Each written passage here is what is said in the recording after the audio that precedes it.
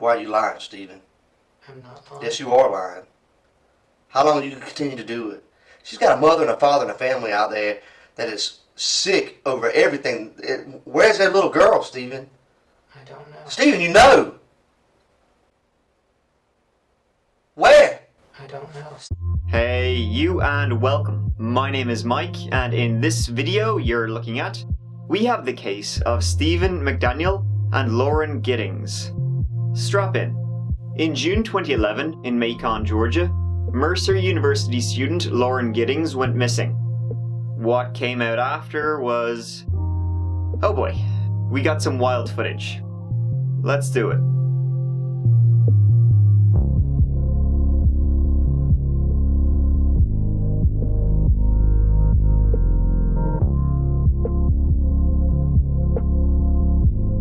Lauren Giddings was a hard-working young woman who moved to Macon, Georgia from Baltimore, Maryland, after being accepted into law school. She had hoped to become a defense attorney to give back to the community. In 2011, at age 27, she was only one test away from passing the state bar exam. On June 29, 2011, a friend called to Lauren's apartment. She hadn't been answering her phone, and she hadn't heard from her in a few days. She started becoming concerned because Lauren was someone who kept in contact with her friends pretty constantly. As the final exam was coming up, they thought she was just up to her gills in studying, but that wasn't the case. Outside Lauren's apartment, she called Lauren's sister to see if she had heard from her. No dice. She then let herself into the apartment after picking up the spare set of keys. All her stuff was still there, her purse, her phone, her keys. Her law books especially drew concern as they knew how hard she was studying. She wouldn't have left without them. It appeared that she had just vanished. The last night Lauren had been seen was at a bar. She was in good spirits. She gave no indication that she was going to go anywhere. She was a popular student, so when her friends reported her missing, it drew a lot of concern. The police began by investigating her apartment. It showed no signs of forced entry, no signs of struggle. However, when the police used luminol to see bodily fluids that couldn't be seen with the naked eye, the bathroom in Lauren's apartment revealed, well, a bloodbath. It was at this point that the police knew they were looking for a body, and that Lauren was most likely dead. Following the smell of death, the detectives were led to a trash can that was outside the apartment. Inside was the torso of a female.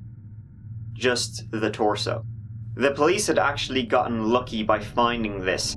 A garbage truck was due to pick it up that very day at that very time. It just couldn't get in because there was too many police cars outside Lauren's apartment.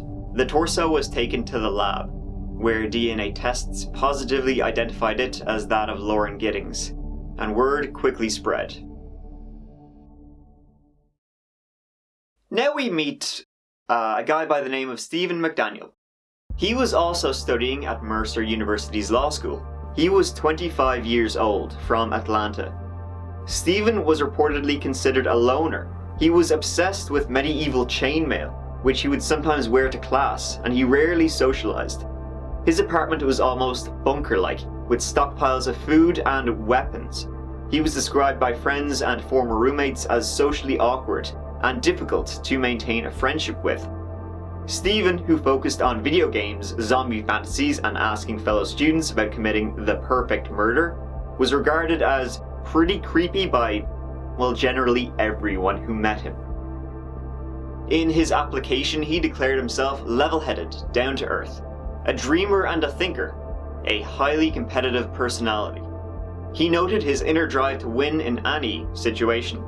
Under the employment heading, Stephen jotted down that after earning a Mercer business degree the previous fall, he was babysitting his sister's kids while taking steps to publish his first novel. Right. The police found a 56-page manuscript in his apartment titled The Story of Trevere. A detective who read it described the story as a cross between Lord of the Rings and the Harry Potter series. It's impossible to know if the story is autobiographical, but the detective who read it recalled in his report that one of Stephen's ex-roommates had told how Stephen always tried to gain power over everybody he came in contact with by using his smarts. To lose control of oneself is dangerous, the story says. His high school also voted him most likely to be famous. Well, they got that right. He said he aspired to be a federal judge, but wrote, "Despite having a thorough plan of what lies ahead, I am not an overly optimistic person." The school put him on the wait list. He eventually was enrolled and lived next door to Lauren Giddings. He asked her out a few times but got shot down. She tried to be friendly, but he gave her the creeps. She had reported before that she thought someone had tried to break into her apartment.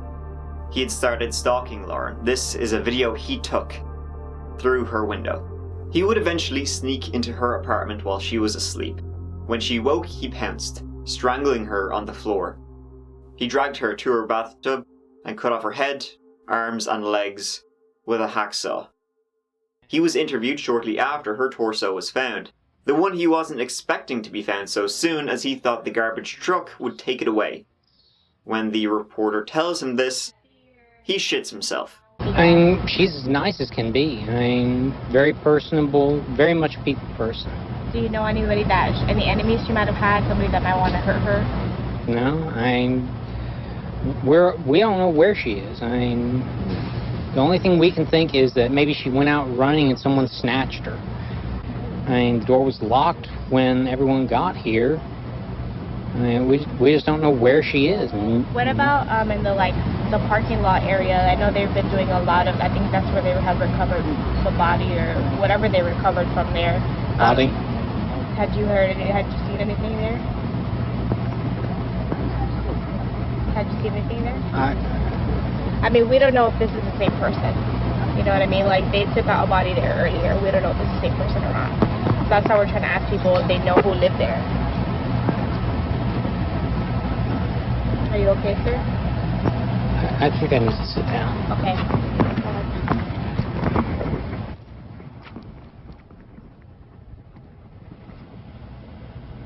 I mean, I don't know anyone that would want to hurt her. She was as nice a person as there is.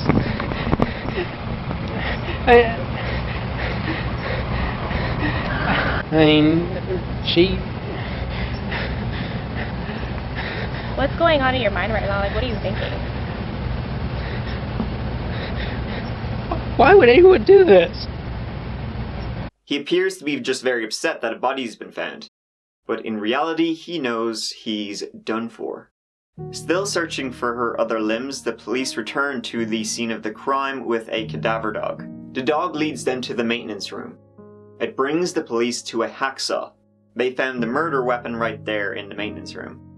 Why he didn't get rid of it, we don't know. They then begin to close in on Stephen McDaniel. They interviewed him as he was a neighbour, and they thought he was a bit strange.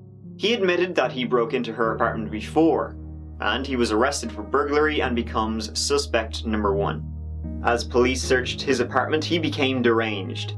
He gulped down 10 bottles of water. Police in their notes recalled that he was pale and zombie-like, and he refused a polygraph. They then found a master key to the apartment building. On his computers, internet searches for when Macon's garbage trucks picked up trash, and how to disable a burglar bar on a doorknob. They also find packaging that matched the murder weapon, and that's when they discover this footage.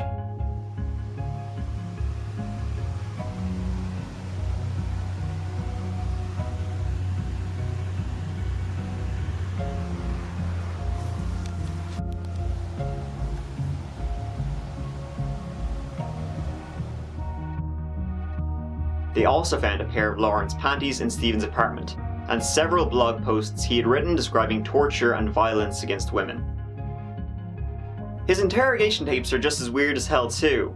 Definite serial killer material. When's the last time you seen her? 2 or 3 weeks ago. Okay. Was you friends with Lauren? Yes. Look at me when you talk to me, son. Okay? Was you friends with her? Yes. Who do you think took Lauren away? I don't know. Well, I need your help. I mean, earlier today, me and you sat here and talked normal. What's going on with you now? Why are you acting like this? I need to know. Why all of a sudden you're acting like this? I don't understand. Okay. Earlier today, we sat here and talked. But now you're acting like you don't know what's going on. I mean, did something happen or something to you? I mean, why are you shutting down? Why are you not talking to me? I don't know. You don't know? Are you scared? No.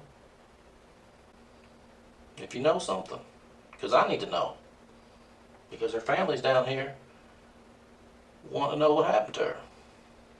I don't know. You don't know. No. That's what you want me to tell her mother and her father. Is that you don't know. I don't know. Not that you're sorry that she's missing. Not that you've been trying to help me all day find her. But you just wanted me to tell her I don't know. I don't know. Are you where a she sorry is. piece of shit that you want me to tell her that? You sure stood out there and ran your mouth to the news media. But now you're going to get out here and you don't fucking know. You know. You're just a sorry piece of shit that don't give a fuck. Right? No. Where's Lauren? I don't know. Yes, you do know. You do know. You do know. You know. You know. You do know. What'd you do, buddy? I didn't do anything. What'd you do to Lauren? I didn't do anything. So you telling me, you see that pretty girl right there? Yes. You telling me you looked at a pretty girl like that and you never once thought, ever, man, she looks good. You never thought that? I don't understand. Steven, you gonna look at this right here, this little girl right here, and you gonna say you don't know? I know you know. I don't know. Yes, you know. What are you gonna say tomorrow when I say we got your hair with the body? What are you gonna say to me then? Because you know, like I go like that. Look at my hair. That's how easy it falls out. Look at all that on your head. You don't think nothing fell out? It did. You remember moving the body? No. Yes, you do, Steven. With the evidence being overwhelming, he confesses to police and tells them everything that happened that night. He wanted to make her disappear. He had disposed of the rest of her body in the dumpster across the street, which had already been picked up before they discovered she was missing. After being arrested and held in police custody for 10 months, Steven confessed to the murder and pleaded guilty on April 21st, 2012. He received a sentence of life in prison. However, at one point he nearly walked free. The indictment that launched the court case contended that Stephen McDaniel killed Lauren in a manner including decapitation of said victim. By including that phrase, prosecutors alleged that Lauren was alive when her head was severed, a fact they would have to prove at trial. Had the case gone to trial using that first indictment, Stephen's lawyers could have won the case without calling a single witness or presenting a shred of evidence. If no evidence of Lauren being alive during the decapitation was presented, the judge may have set Stephen free, as they could have argued he didn't kill her, he just cut off the head of her dead body. Luckily, the prosecutors filed a new indictment. It didn't mention decapitation. Close call.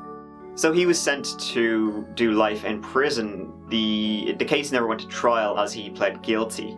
Police believe he was a serial killer in the making. They just got him on the first one.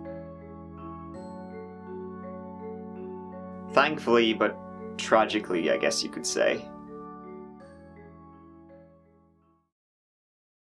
Oh, and if you want to see something equally as insane, check out the Justice for Stephen McDaniel Facebook page, or the GoFundMe page that was set up to pay his legal expenses. Oh, wait, no, that actually didn't raise a penny and GoFundMe closed it down. Oh well. And last year, in 2018, he attempted to appeal. He argued that some of the evidence against him was obtained improperly, and that the cops and prosecutors broke the rules and found things they never should have. I don't know how he thought that would work. Law entitles me to effective assistance of counsel. Mr. Meaford wasn't. Mr. Hill wasn't. McDaniel also tried to argue that a judge that presided over part of his original case was not impartial, and some legal research McDaniel did while in the Bibb County Jail had been improperly reviewed by the Macon District Attorney's Office, but Judge Flaith wasn't buying it. Mr. McDaniel, I don't know that I've heard a single thread of testimony or evidence that would compel me to grant any portion of your petition. It did not go well.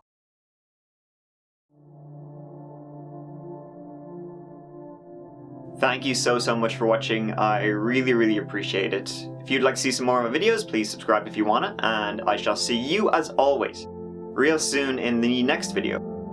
Take care of yourselves. Mike out.